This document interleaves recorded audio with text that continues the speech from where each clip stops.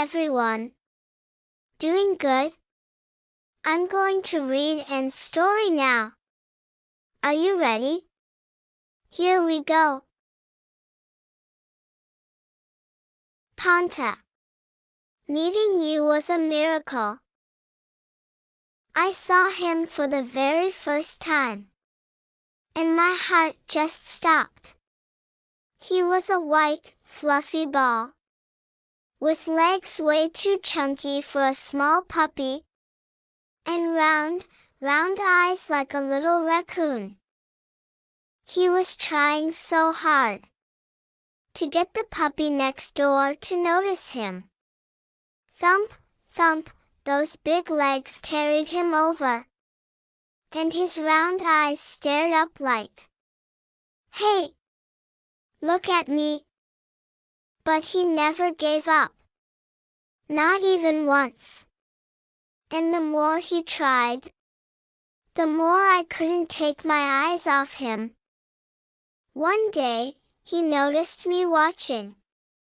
He looked up with those big round eyes, just a little bit from below. And my heart said, "Oh no, I love him." But the next second, he turned around and ran straight back to the other puppy again. Seriously? But also, kind of adorable. I began visiting him every single day. Whenever I entered the shop, the white fluffy ball popped up. Eyes spinning, searching for someone.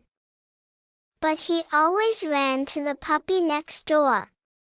We were two lines that never met. Parallel. Still, I didn't mind. Not even a little. Then one day, the other puppy was gone. Panta walked over. Thump, thump. And then stopped. His fluffy fur drooped just a little. He looked smaller than ever. I couldn't stand it anymore. "Puppy, come home with me." I held out my hand.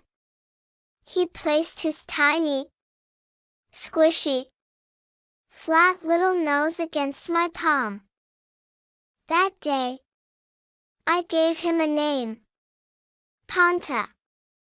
He barked one proud little one, like he really liked it. That was the start. From that day on, we were together.